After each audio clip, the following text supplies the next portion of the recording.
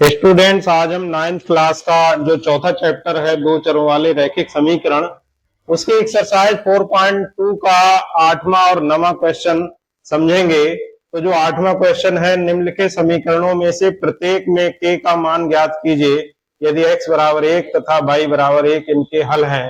तो जैसा कि स्टूडेंट्स मैं पहले ही बता चुका हूं कि अगर कोई दिए हुए हल हैं किसी समीकरण के, तो इसका मतलब उनके मान रखने पे वो उस समीकरण के लिए संतुष्ट करेंगे। संतुष्ट करने का मतलब ये है कि LHS और RHS दोनों के मान बराबर आने चाहिए।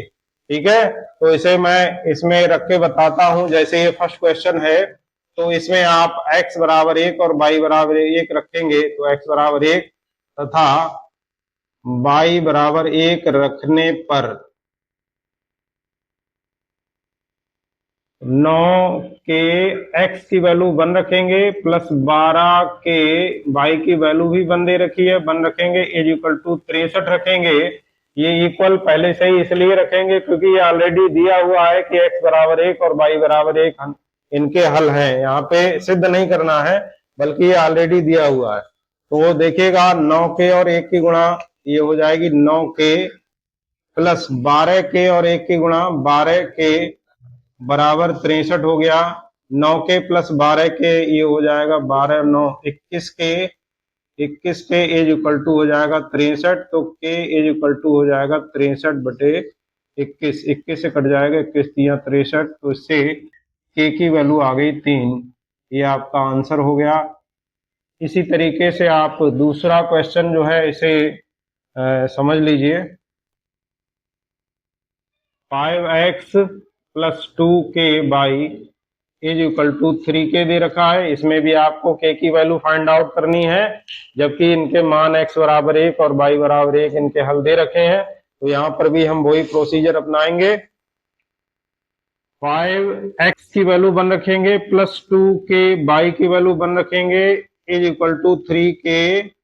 तो 5 और 1 का मल्टीप्लाई हो जाएगा 5 प्लस 2k और 1 का multiply 2k is equal to 3k। अब देखिए k दोनों साइड में है, LHS में भी है, RHS में भी है। तो आप पक्षांतर करके 2k को इधर पहुंचा देंगे RHS में, तो 5 अपनी जगह पे रहेगा। 3k जब 2k इधर आएगा तो ये माइनस का 2k हो जाएगा। अब देखिए 3k में से जब 2k माइनस करेंगे तो k बचेगा, k इज इक्वल टू 5 हो जाएगा। ये आपका हो जाएगा आंसर। अब हम बढ़ते हैं 9th क्वेश्चन की तरफ। 9th क्वेश्चन में देखिए क्या है, निम्नलिखित में से प्रत्येक को दो चरों वाले रैखिक समीकरण के रूप में व्यक्त कीजिए। तो ये जो पहला समीकरण दे रखा है 2x बराबर माइनस का 3, फर्स्ट समीकरण है 2x बराबर माइनस 3। अब देखिए जो दो चर वाला मानक समीकरण होता है वो इस तरीके से होता है ax plus by plus c is equal to 0।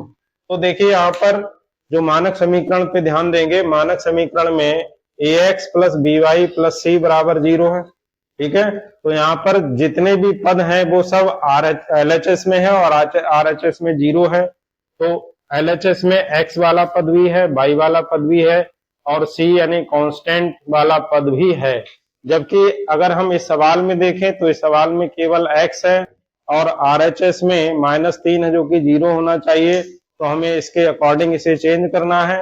तो x वाला पद तो है, तो इससे कोई दिक्कत नहीं है, 2x हम ऐसे ही लिख देंगे। लेकिन y वाला पद नहीं है, तो y वाला पद नहीं है और लिखना है, तो उसके लिए हम क्या करेंगे, 0 इंटू y कर देंगे। अब ये माइनस का 3 RHS में है, जब इसे LHS में ले जाएंगे तो ये प्लस का 3 हो जाएगा, इज इक्वल टू इधर कुछ भी नहीं बचा तो 0 हो जाएगा। अब देखिए स्टूडेंट्स, ये जो क्वेश्चन है अब ये इस फॉर्म में आ गया, ax की जगह पे 2x आ गया, by की जगह पे 0y आ गया, c की जगह पे 3 आ गया, इज इक्वल टू 0 हो गया, जो कि इधर भी 0 है। तो ये हो गया आपका आंसर। अगर आप इसमें a b और c ज्ञात करना चाहें तो a b और c भी ज्ञात कर सकते हैं। उसके लिए आपको इस समीकरण की इस समीकरण से तुलना करनी पड़ेगी।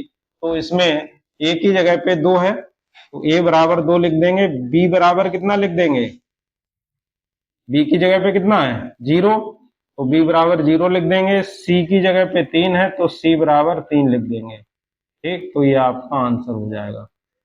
एक मैं और एग्जांपल इसमें बता देता हूं, जैसे ये y बराबर 3 दे रखा है, तो ये सेकंड वाला देख लीजिए, y बराबर 3 है, तो यहाँ पर है y बराबर 3, जबकि जो मानक समीकरण है, मानक समीकरण में ये तीनों जो पद हैं वो LHS में होने चाहिए, RHS में 0 होना चाहिए। अब यहाँ पे केवल है y, x वाला पद नहीं है। जब x वाला पद नहीं है तो क्या लिखेंगे, जब जो पद नहीं है तो उसके साथ में क्या लिख देंगे, 0x लिख देंगे, ठीक है। प्लस y तो है, तो y तो ऐसे ही लिखना है। अब ये 3 इधर आएगा तो 3 इधर आएगा तो माइनस का हो जाएगा, इज इक्वल टू इधर 0 बचेगा, तो ये आपका हो जाएगा आंसर। इसी तरीके से मैं समझता हूं कि आप ये दोनों क्वेश्चन कर सकते हैं।